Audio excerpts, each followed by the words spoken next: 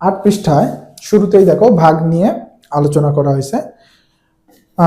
8 পৃষ্ঠার শুরুতে একটা প্রশ্ন বলা হয়েছে, একটি বিদ্যালয়ে সুবিধা বঞ্চিত শিক্ষার্থীদের শিক্ষা উপকরণ কেনার জন্য শিক্ষকগণ 4,275 টাকা সংগ্রহ করলেন। সংগৃহীত টাকা 45 জন শিক্ষার্থীর মধ্যে সমানভাবে ভাগ করে দেওয়া হলো। প্রত্যেক শিক্ষার্থী কত টাকা করে পেল? অর্থাৎ এখানে বলা হচ্ছে যে ক্লাসের মধ্যে, তোমাদের ক্লাসে সাপোজ 100 জন স্টুডেন্ট আছে, আরো কম বেশি স্টুডেন্ট আছে, 100 জন স্টুডেন্ট আছে সাপোজ ধরো, তার মধ্যে 45 জন শিক্ষার্থী দরিদ্র। তো তাদের মাঝে শিক্ষা উপকরণ বলতে খাতা কলম বা বই কেনার জন্য শিক্ষকেরা কিছু টাকা সংগ্রহ করছে। কত টাকা? একটি বিদ্যালয়ে দেখো বলছে কিন্তু সুবিধা বঞ্চিত শিক্ষার্থীদের শিক্ষা উপকরণ কেনার জন্য শিক্ষকগণ 4,275 টাকা সংগ্রহ করলেন। অর্থাৎ শিক্ষকেরা 4,275 টাকা সংগ্রহ করছে, কালেক্ট করছে। এই টাকাটা এখন এই 45 জন যে দরিদ্র শিক্ষার্থী আছে, সংগৃহীত টাকা 45 জন শিক্ষার্থীর মধ্যে সমানভাবে ভাগ করে দেওয়া হলো। 45 জন শিক্ষার্থীর মধ্যে এই টাকাটা সমান করে ভাগ করে দেওয়া হয়েছে। প্রশ্ন করা হয়েছে যে প্রত্যেকে এক একজন কত টাকা করে পাবে, এবং প্রত্যেকে সমান পরিমাণ টাকাই পাবে। 45 জন শিক্ষার্থী, দেখো তাহলে কি 45 জন শিক্ষার্থীর মধ্যে সমানভাবে ভাগ করে দিতে হবে, এই জন্য আমাদের ভাগের হিসাব করতে হবে। যেহেতু এখানে 45 জনকে সমানভাবে ভাগ করে দেওয়া হয়েছে, তাহলে এখানে আমাদের ভাগ করতে হবে। ভাগ করব কিভাবে? দেখো, মোট যত টাকা উঠছে, মোট যত টাকা উঠছে সেই টাকাকে ভাগ দেব মোট যতজন শিক্ষার্থী, দরিদ্র শিক্ষার্থী যতজনের মধ্যে আমরা ভাগ করে দিচ্ছি। আমরা ভাগ করে দিচ্ছি 45 জন শিক্ষার্থীর মধ্যে। তাহলে মোট টাকার পরিমাণ হচ্ছে 4,275 টাকা। তাহলে গাণিতিক বাক্যটা কেমন হবে? 4,275 কে ভাগ দিব 45 দিয়ে। মোট টাকাকে ভাগ দিব যতজনের মধ্যে দিচ্ছি মোট তত জনের সংখ্যা দিয়ে ভাগ দিব। ঠিক আছে, তাহলে আমাদের গাণিতিক বাক্যটা কেমন আসতেছে? দেখো এখানে আসতেছে 4,275 ভাগ 45। আচ্ছা, এখানে কিন্তু আমাদেরকে জানতে হবে 45 হচ্ছে আমাদের ভাজক। আমরা যেটা দিয়ে ভাগ দিই সেটা ভাজক, আর যেটাকে আমরা ভাগ দিচ্ছি সেটা ভাজ্য। তাহলে আমাদের 45 জন শিক্ষার্থী এখানে আমাদের ভাজক, আর 4,275 জন 4,275 মোট টাকার পরিমাণ এটা আমাদের ভাজ্য। তাহলে মোট টাকাকে আমাদের মোট শিক্ষার্থী যতজনের মধ্যে দিব সেটা দিয়ে ভাগ করতে হবে। তাহলে প্রত্যেকে কত টাকা করে পাবে আমরা সেটা পাবো। এখন এই ভাগটা আমরা কিভাবে করব দেখো। তাহলে ভাগের নিয়ম অনুসারে আমি ভাগ করব। এখানে 45 হচ্ছে আমাদের ভাজক, 45 দিয়ে আমরা ভাগ দেব। আমাদের ভাজ্য হচ্ছে 4,275। আমরা এইভাবে উপরে একটা টান দিব যেখানে আমরা ভাগফল গুলো লিখবো। আমরা ভাজককে এক পাশে রাখবো, একটা টান দিয়ে আমরা ভাজ্যটাকে আরেক পাশে দিব, এবং উপরে আমরা টান দিয়ে উপরে ভাগফল লিখবো।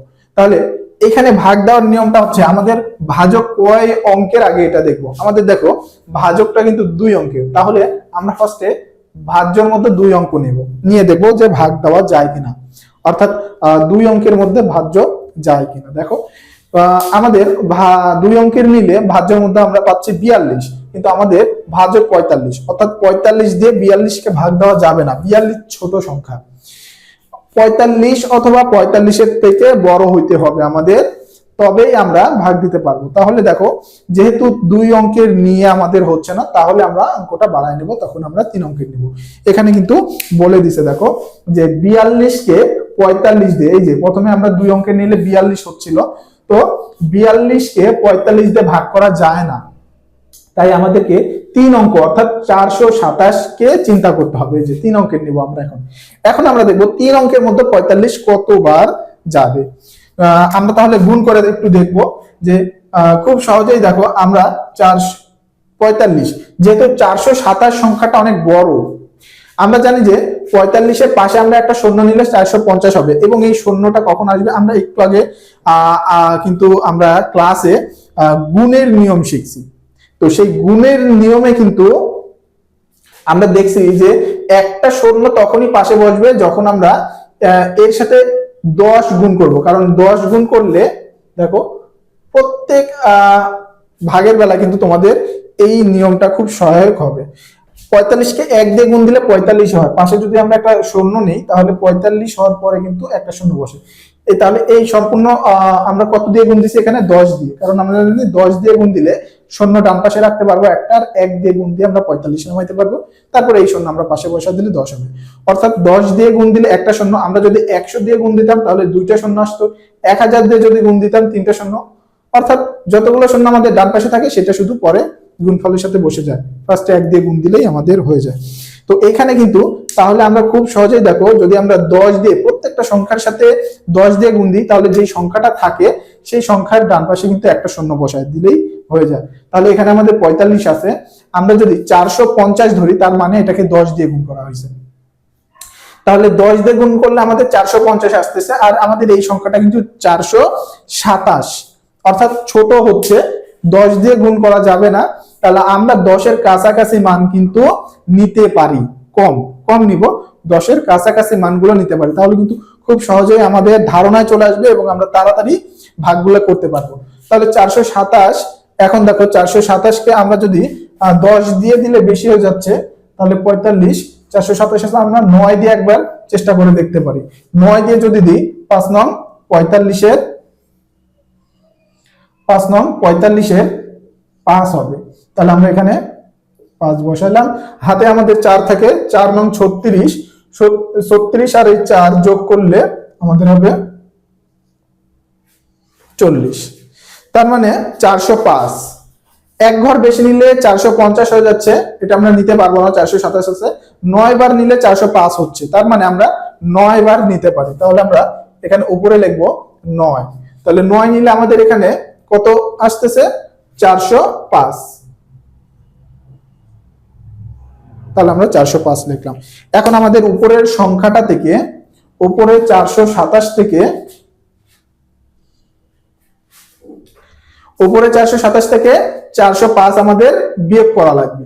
তাহলে 7 থেকে 5 বিয়োগ করলে আমাদের হবে 2, এখানে নিচে শূন্য উপরে 2, শূন্য থেকে কত আছে 2 পাবো 2। আচ্ছা, 4 4 বিয়োগ করলে 0, তাহলে এখানে আমরা বিয়োগফল পাইলাম হচ্ছে 22।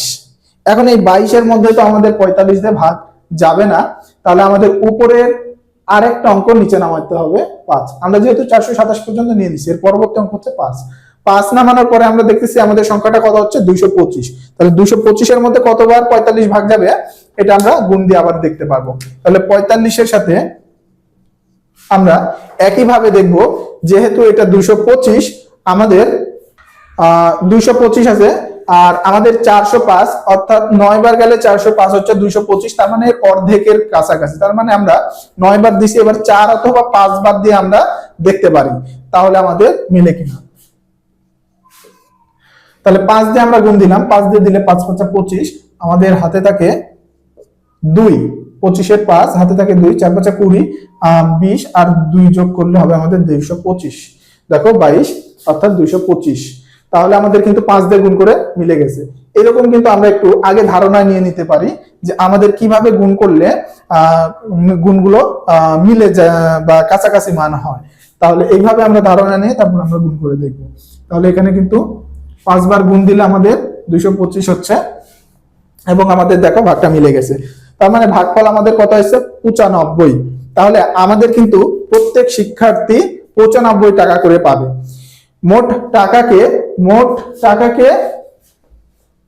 মোট শিক্ষার্থী দিয়ে ভাগ দিলে ভাগফল যেটা আসবে এই পরিমাণ টাকাই কিন্তু প্রত্যেক শিক্ষার্থী পাবে। তাহলে এখানে দেখো এই যে ভাগ দেওয়া হয়েছে 42, আচ্ছা এইখানে আমাদের ভাগ দিয়ে কত আসছে ভাগফল 95 আসছে। দেখো তাহলে ভাগফল 95, অর্থাৎ প্রত্যেক শিক্ষার্থী 95 টাকা করে পাবে। ভাগ দেওয়ার পরে ভাগফল যেটা আসবে আমাদের প্রত্যেক শিক্ষার্থী কিন্তু ওই পরিমাণ টাকা করে পাবে।